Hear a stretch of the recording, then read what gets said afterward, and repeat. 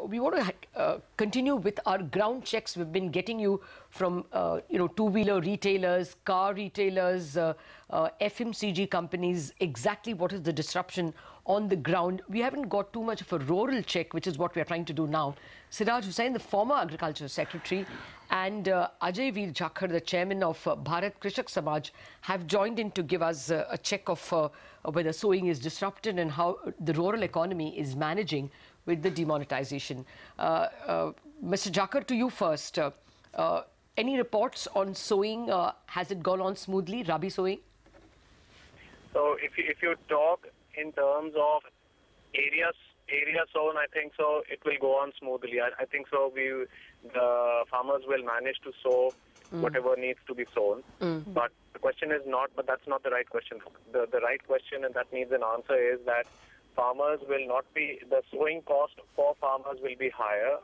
They will be using their own seed, so the quality of seed being used may not be as good as last year. And the third thing is that they may be using lesser inputs because of lesser credit available. So these are things that need to be taken into consideration while this is happening. But Jakhar, why would credit be poorly available? Banks are so flush with cash, they would be glad if credit was asked. So, for example, I myself bank with a cooperative bank in my village, and cooperative banks have been ordered and it's been notified that they cannot accept money from farmers. So until and unless farmers repay their old loans, they will not be able to get new loans. They are not even allowed to exchange their own old notes, even if they have accounts. And I'll give you an example for Punjab specifically, where I farm. There are 1 million Kisan credit cards with the cooperative banks. There are 1.8 lakh revolving cash credit accounts. Now, all those account holders are unable to deposit money in their own accounts. And so obviously they can't avail of new loans. They're not even allowed to exchange money in their own accounts. And not only that, these account holders, these 11.8 lakh people who've taken loans from cooperative banks, who are farmers who've taken loans from cooperative banks, are being charged interest by the cooperative banks, and they're unable to deposit money in their own accounts. And similarly, also what will happen to is interest subvention, because normally farmers repay their loans once they have harvested the crop. So they harvested the crop in the last 1 month, and all those farmers who are now unable to deposit money in their accounts will also lose out on the 4% interest subvention. So this demonetization is actually having an impact on the ground. Okay. So in fact, we'll come to you, Ajay. We also have another gentleman who joins the panel. Siraj Hussain, the former Agricultural Secretary, is with us.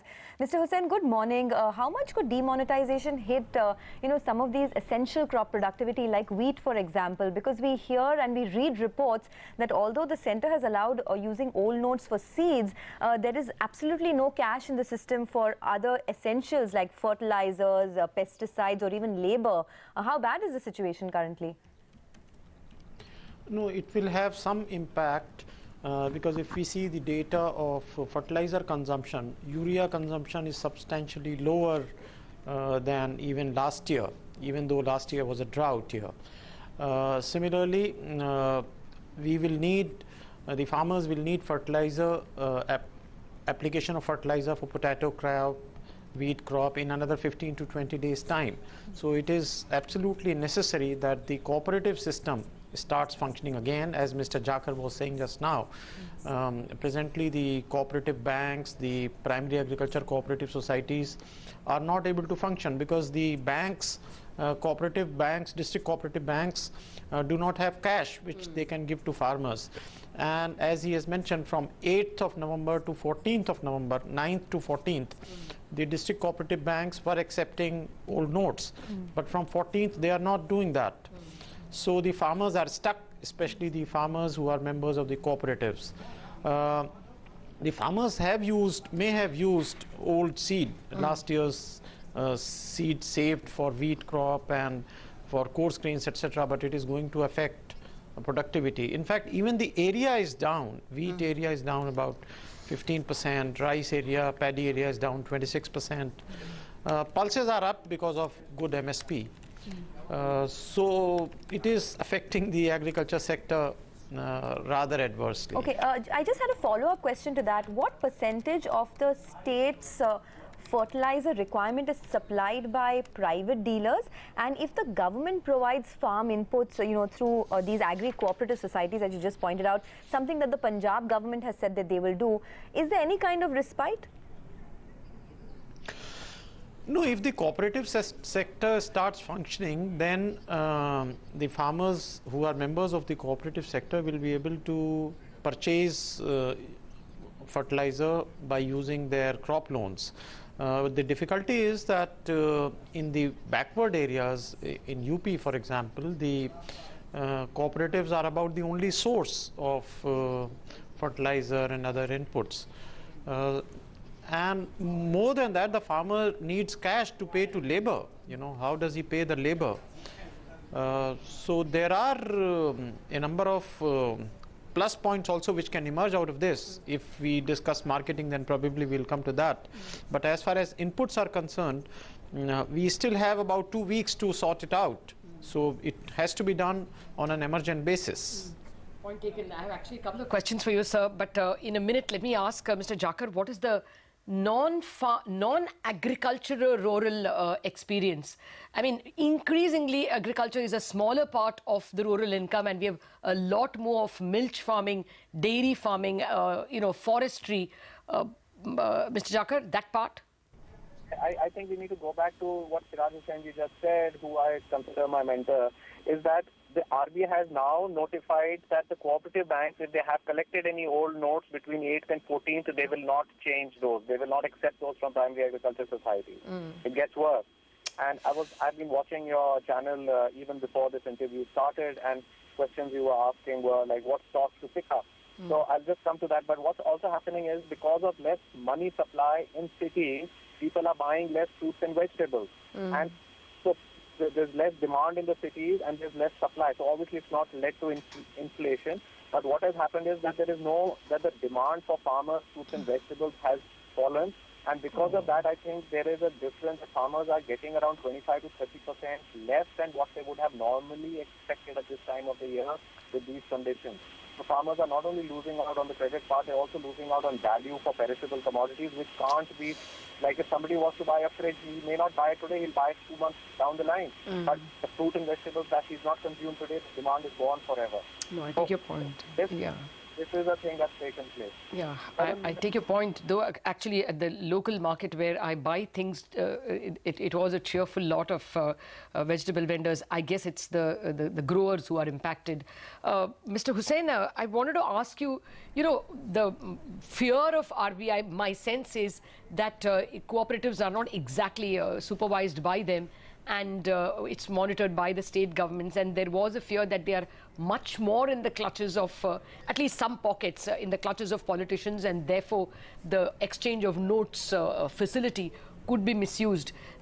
What is your sense now, if you don't relent on the cooperative side in terms of exchange of notes, greater harm could be done? You said that there is still a 15-day period. Sorry.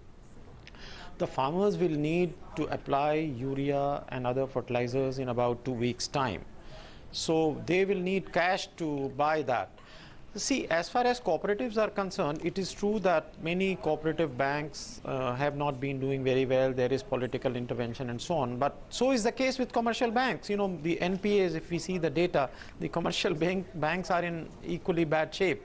And moreover, and ironically, the restriction on exchange of notes or depositing into one's own account has not been made for urban cooperative banks. So urban cooperative banks are freely, taking deposits, and they were exchanging money. Now the thing is that if some banks are in the hands of people who may not be very honest, we should not be punishing the farmer for that. The problem is that if a farmer has opened an account in a cooperative bank or a primary agriculture cooperative society, some of these packs in Kerala are as big as banks, but higher in turnover than bank branches. So we can't be punishing the farmer for that. The point is that some way has to be found to make the cooperatives function again. Okay. The point is that extension services have broken down so much over the last 3 or 4 decades that, I mean, I don't have an answer unless you have one about how otherwise to reach inputs to farmers if the cooperative link is broken. But, you know, the marketing thing, you have been literally the father of putting in the e-marketing in place. Is marketing disrupted, or is it any the better? No, Mr. Jakhar has already said it. The farmers of perishable products like fruits and vegetables are forced to sell at about 20 to 25% less than what they would have realized if this had not happened. India Spend did a story in Maharashtra. Unfortunately, most other channels or journalists have not gone to rural areas. And India Spend found that cotton farmers, orange farmers, vegetable farmers in Maharashtra are all, you know, forced to sell cheaper. I am afraid that this would be the situation in other places also. Now, you know, the vegetable farmers are mostly small and marginal farmers because they are the farmers who cultivate themselves, as Mr. Jakhar would tell you. In Malerkotla area, for example, most of the vegetable farmers are personally cultivating their land, and they are suffering, you know, for lack of demand. So, Mr. Jakhar, you know, Mr. Hussain already spoke about how the wheat area is down 15%, rice paddy is down about 15%. What do you see as the future? Do you think that we're looking at a failed crop in the next season as well because of all of these issues? No, I don't agree. I think the acreage will be fine, and the yield depends now more on the weather. Because the sowing has also got delayed, I think the weather will play a far bigger role than all the issues that have been discussed on the total yield of the crop. See, but 2 things I want to tell you before you cut me off on this. That international commodity traders are trying to use the media to create a hysteria that the production is going to be so low in India because of demonetization that India should import wheat and corn, which are bumper crops in the US. So the government has to be well aware that this hysteria that's been created and paid for by international commodity firms should not impact Indian farmers any further. So that's one thing that must be noted. You know, this is how the whole thing plays out. And another thing I want to come back to is one of the questions that you were asking one of the panelists in the show before this was what stocks to buy. So let me tell you what's happening on the ground. The biggest money conversions of black money is happening in the liquor trade. Now, liquor trade, people, all the liquor barons, all the liquor mafia, every liquor vend in the country is showing sales around 30%, 40% more prior to it and then they're taking money and depositing that cash into their bank account showing liquor sales. So that's how black money is being converted in this country. It's the big mafia which is actually using the demonetization and actually making a killing on it. So I think if anybody wants to go make money, they should go and buy liquor company stores. Well, incidentally, some liquor stores did very well yesterday. But no intention of cutting you off at all on that point, please. Okay. No, point taken at, entirely, Mr. Jakhar, that these kinds of laundering is happening, and I'm sure as you put it in on national media, it is going to be heard by the right places. We could go on. This has been the most informative discussion we have had on what is the real impact of demonetization on rural India and on agricultural India.